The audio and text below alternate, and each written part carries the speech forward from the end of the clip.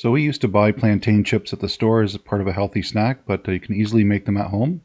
So I use this spice mixture to give it a little bit of spice because they can be pretty bland. So we have half a teaspoon of sea salt. I use fine sea salt.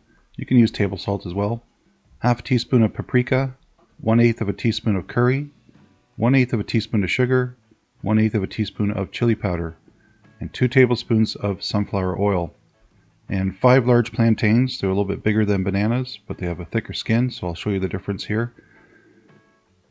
When they're ready to be processed, they're still green and not yellow, so you don't want to buy them when they're turning yellow or they even turn black, but then they're kind of past the stage where you want to use them for this process. And you can see here I did a side-by-side comparison of bananas on the right at the same stage of ripeness, so you can see it's quite yellow compared to plantains. So we're going to add our spices together just in a mixing bowl before we add the oil. And the paprika I'm using here is sweet or regular paprika. It's not the hot or spicy. Again, this is a fairly light amount of flavoring, not too spicy, and obviously if you had nothing it would be fairly bland, but oftentimes plantains are baked or they're mashed and baked or fried or roasted. But this time we're going to actually be using a dehydrator, which is a kind of a form of slow baking. You can also use the oven as well, so I'll talk about that in a bit. But if you have a dehydrator, or I would encourage you to get one because you can make quite a few healthy snacks in a dehydrator. But you can do this in the oven as well. So we're going to add our 2 tablespoons of sunflower oil. You want to use a fairly neutral oil because you don't want to. You want it to just take on the to coat the plantains and kind of be a carrier for the spices and the flavoring. So you don't really want the flavor of the oil to come through as much. So give that a good stir. Could even let it sit for a while to infuse the oil a bit, but you don't have to.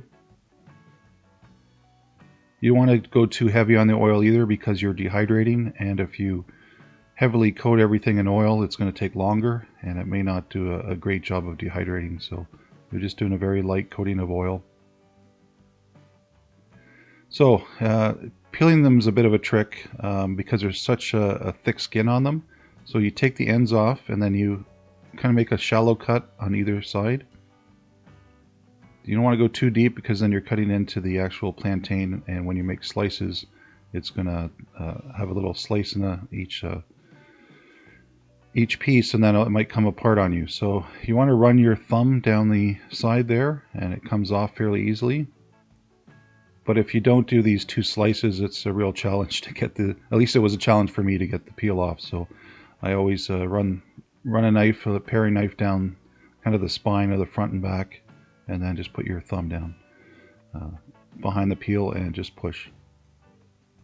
Okay, take any extra little bits off. Now plantains are very starchy. You can see they're not really soft at all, and if you eat them raw, they're not very pleasant tasting at all. So that's generally why they're kind of the starchy cousin of the banana, and a lot of people use them in the form of as they would a potato. So a sweet potato or potato, they're more related to that food group. Even though they are fruit, they're very similar in starchiness to sweet potato and potatoes. Okay, so sometimes they stick together. I just go and separate them. You could kind of toss them as well. Just be careful that you're not breaking the slices into little bits too much. It will happen, but again, when you're peeling them, you don't want to cut too far into the plantain because that may ruin your slices. So we're just going to add our oil here. Just kind of drizzle it over. And you can experiment with how spicy you want it or how salty you want it. So this is a fairly neutral. It's just offers a very light flavor. There's obviously some traditional spices that people use in the Caribbean and South America, but curry is often used, but I just have a very little of it. So yeah, just try out your own spice. I would try this spice mixture first and then see what you want to change. Okay, so you can take as long as you want doing this part. Either use your hands or just keep stirring. And you don't have to have every section of the slices covered, as long as you have a little bit of flavor on each one. but the oil does help to hold the spice mixture on, as well as slightly brown your slices to make them into chips. Now, if you wanted to slice them thinner than this, you could. Just take your time and slice them thinner. You could probably use a mandolin, as long as the plantain is still in the stage where it's firm enough to use a mandolin, but just be careful. But if you just have a sharp knife, you can definitely make them fairly thin.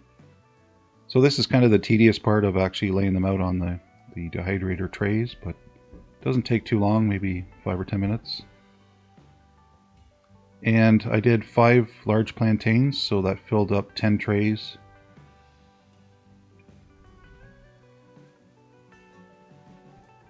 Now, I've never done them in the oven because I do have a dehydrator and it works really well and it's easy. But if you don't have a dehydrator, you want to do it in the oven. Oftentimes, the lowest temperature you can go to is about 170 degrees Fahrenheit. So you're going to have to, put them on baking sheets or racks, and you might have to turn them halfway through just to make sure they're being baked evenly. But yeah, again, I've never done them in the oven. It works a little bit better in dehydrators, just because the airflow goes all around the chips, and it does a good job of baking them properly and dehydrating them properly. So you wanted to set it to 160 degrees Fahrenheit and let it run for 8 hours. You could check after 7 hours just to see how they are, but it depends really how thick you slice them, of course. But if you slice them like I did, 8 hours is pretty much bang on the crispiness that I like anyway. But when you buy them in the stores, they're similar crispiness to this. That was a slight crunch. Okay, so that's what they look like when they're done. And by dehydrating or baking them, you're reducing the amount of fat and oil. Oftentimes, when they're commercially produced, they're deep fried, or people at home will deep fry them as well. But yeah, this is an alternative, and it's a healthy snack. Lots of vitamins, potassium, magnesium. And if you want to cut down on the amount of potato chips you eat, which I do love potato chips, these are a healthy alternative, so I'll be making more of these. So thanks for watching, everyone. Stay tuned for more videos. I appreciate everyone watching, and please subscribe. Bye for now.